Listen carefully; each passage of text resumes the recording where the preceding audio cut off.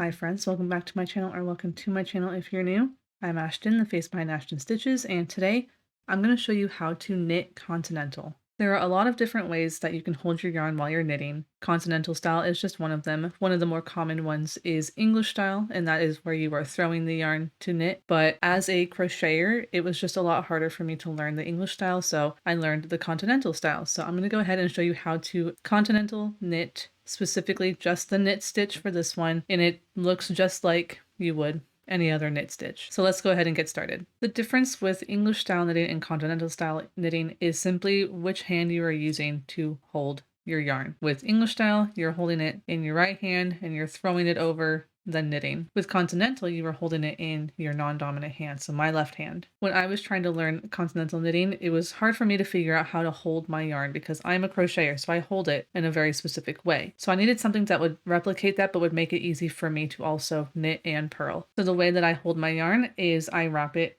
around my pinky away from me. I'm going to grab the yarn with my ring finger and my pinky. The yarn is going to go over on top of my middle finger and my pointer finger, and then I am ready to knit. I'll show you that again. We're going to wrap it around our pinky. Then we're going to grab it with our ring finger and our pinky. The yarn is going to go over on top of our middle finger and our pointer finger, and we are ready to go. I use my pointer finger for my tension, but we are ready to knit. Once you have your yarn comfortably in your hand with your tension, you will knit just as you would normally knit. So we're going to look at our stitch here, our first loop. We have a loop that is in front, and then there is a loop in the back. We're going to take our right needle. We're going to go through the front loop from the left to the right towards the back. Then we're going to take our yarn over here, and we're going to wrap it away from us. I like to grab this just to hold on to it. We're going to pull it through that loop from towards the front, and then you just pull it right off. I'll show you again. Into our next loop here, we're going to go from the left to the right through this front loop here, towards the back.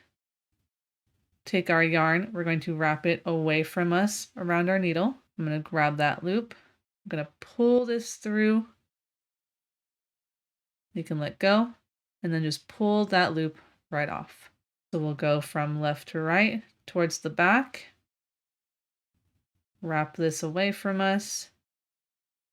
Grab the loop, pull it through, and then remove your stitch. And it is that simple. I feel like a lot of times people look at continental knitting and think that it's a lot more complicated than it is, but it just takes a lot of practice, getting used to your tension over here and learning the right ways to actually go through the stitch.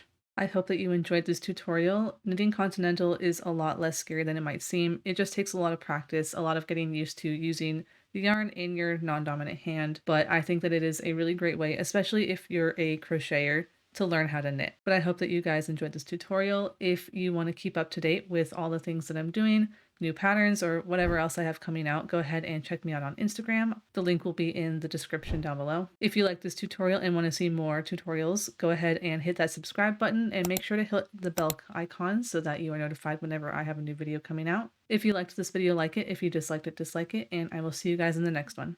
Bye everyone.